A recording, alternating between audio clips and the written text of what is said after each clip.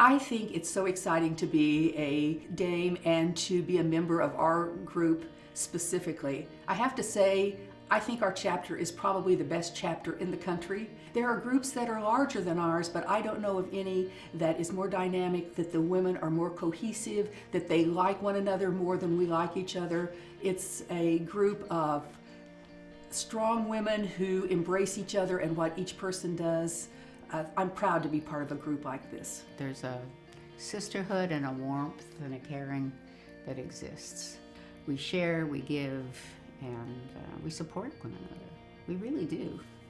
Les Dames was founded in San Antonio in 1995. It was kind of a funny story. We started with a meeting at La Madeleine Restaurant on Broadway, and it was Pat Mazursky and Nancy Lazara, who has since moved to Seattle, and Lenny Angel, who passed away maybe 20 years ago, and myself. I remember us sitting there deciding we would start with 10 members, and so we would pick 6 more people to join us. The 10 founding members were Lenny Angel. She was a cooking school instructor. Pat Mazursky was a cooking school instructor and columnist for the San Antonio Express News. Barbara Bechtold was an expert in wine. Rosemary Kowalski, a nationally known caterer with Catering by Rosemary. Prissy Kent worked for hotels as catering director. Nancy Lazara was vice president for HEB. Patsy Swinson was a cookbook author and had a TV cooking show on Ken's TV. Cynthia Petrogon was a restaurateur and owned a restaurant, the Peachtree Tea Room, in Fredericksburg. Cynthia Guido Williams had one of the first takeout businesses in the city called Chow, and myself. Karen Harum, food and taste editor of the San Antonio Express News. June Hayes became a part of us very early on, as did another member, Betty Lee Wilson. We got together and started meeting around one table. There were just that many of us, and Pat agreed to be president and I agreed to be executive vice president, and those were positions that we held for a number of years, I might add. And it was a really wonderful, warm, welcoming group. You know, who wouldn't want to hang out with a bunch of women who were, you know, like-minded and all worked in the same kind of field? And what a prestigious founding group we turned out to be, with the Grande Dame, Rosemary, who is exemplary in every respect. She is probably the first woman to really put women on the map in the food world in San Antonio. And Pat, who was the president of the international organization, and only Pat could have done that. She has the presence, the calm, the smarts, and the ability. She's such a uniter. And I cannot leave out Karen, who was, you know, the food editor for the newspaper in San Antonio. And so, you know, that was such a seminal place for us to be. I am proud that we were able to bring such a prestigious organization to San Antonio, and have worked to bring women in the culinary arts together through various educational programs. In 2002 was when we hosted the first international conference. There were 32 of us at that point. We were the third event to have dinner on the grounds at the Alamo. It was a very high honor.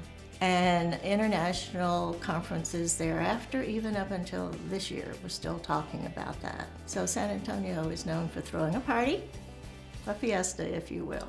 Oh, we party well. We're really good at it.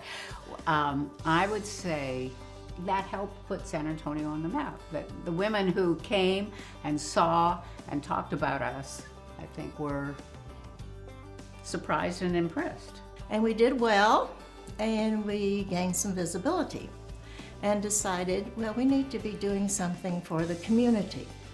And that's when we developed the idea of scholarships and became more in line with what the founding principles work, which is philanthropy, carrying on Escoffier's mission of helping widows and orphans. I think our organization's mission means so much to all of us. I talk about this group being such a giving group, and I think it's really one of our strengths. We give, but it's really done with a lot of joy and a lot of just zest for life. I think people who cook and do that are just, they're caretakers in a way, and we're a chapter full of caretakers.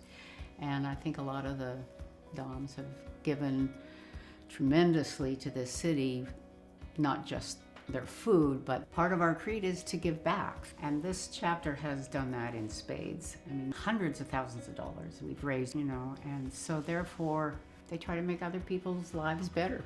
To me, that's what made us special, was that we all had that unifying culinary, hospitality, agricultural kind of glue to hold us together, and mentoring young women who wanted to go in the culinary field as well. If you join it to work and help everybody. If you're not going to work, just tell them you like them all, love them all, but you are not going to be in the organization because they're all workers. People just pitch in wherever they're needed, and they may be known internationally, but that's okay. They'd just as soon be in the kitchen washing the dishes or tidying up or helping with the gingerbread houses at the Roy Moss children's event. And that's, to me, is priceless. I feel an honor to be included with the other ladies that have established the culinary interest in San Antonio, and that through all of them, I have learned many a step to help in our business. That I am now no, I'm not retired. I'll never retire, but I'm not any boss. I think when I look back to 25 plus years ago when we were sitting around this little table at Le Madeleine, to think that we would be where we are today is inconceivable. I think we did not have any idea that it could grow the way that it could grow, that we could get the kind of members that we have, that we would be such a cohesive, strong group. I think we knew that this was a great organization to affiliate with, and we hoped to do good things for the community and fund some scholarships, but to think that we would have the kind of members that we have today, the strength behind it, the support that we've had, was not remotely in at least my mind. Maybe others thought bigger than I did, but this has far exceeded my wildest expectations.